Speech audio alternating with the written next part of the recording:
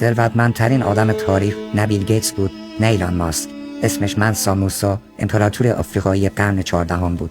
اون موقع امپراتوری مالی زیر دستش بزرگترین ذخایر طلا رو تو دنیا داشت. طلا اینقدر زیاد بود که حتی برای خرید روزمره کسی سراغش نمیرفت. والای با ارزش‌تر نمک بود، چون وسط صحرا از طلا هم کمیاب‌تر حساب میشد.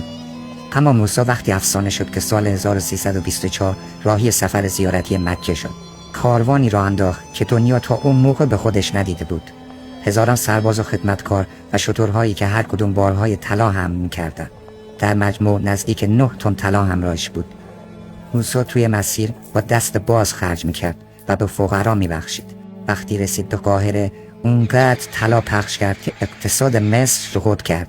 قیمت طلا به شدت افتاد و تورمی به وجود اومد که بیشتر از 10 سال ادامه داشت. منسا موسی سال 1337 مرد، اما امپراتوری مالی رو تو اوج قدرت نگه داشت. تاریخ اسمش نه فقط به عنوان ثروتمندترین آدم دنیا، بلکه به عنوان یکی از بزرگترین فرمانروایان آفریقا ثبت کرده. به نظرت اگه الان کسی همچین کاری بکنه دنیا چه شکلی میشه؟ پیج دانای جهان رو فالو کن تا دانستنی‌های بشنوی که ذهنت رو میتر کنن. برای دیدن عجیب ترین رازهای جهان، پیج دانای جهان رو لایک و فالو کن. میدونستی چیزی که ما امروز به عنوان باد معده بهش میخندیم توی قرون وسطا یه راز مقدس برای خوشبختی توی زندگی مشترک بود؟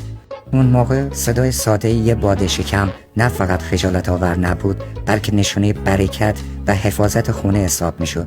مردم باور داشتن این صدا و بو بیماری رو دور میکنه، شیاطین رو فراری میده و حتی بدشانسی رو از خونه بیرون میبره. جالبتر این که خیلی از درمانگرا بهش میگفتن نفس فضیلت، یه جور نیروی مقدس که کل خانواده رو زیر سایه خودش میگرفت. تو بعضی روستا حتی رسم بود قبل از عروسی عروس باید جلوی زنهای مسن‌تر این کار رو انجام میداد. اگه اونقدر قوی بود که اشک همه رو در بیاره یا کسی رو از پا بندازه، میگفتن دختر پاک آماده ازدواجه. اما اگه خجالت میکشید و خودش رو نگه میداشت، همه فکر میکردن یه فساد پنهونی توی رویش هست. برای اونا این موضوع نشونه عشق، پاکی و نیروی زندگی بود. حالا برای ما شاید خنده‌دار باشه، ولی یه سوال، اگه شریک زندگیت با یه حرکت غافلگیرانه اشکتو در بیاره، دماغتو میگیری پیف پیف میکنی یا باهاش میخندی و خودت هم یکی در میکنی؟ اگه فکر کردی این رسم عجیبه، پیج وی فکت رو فالو کن، چون قصه‌های بعدی کار میکنن از شدت تعجب نفس بند بیاد.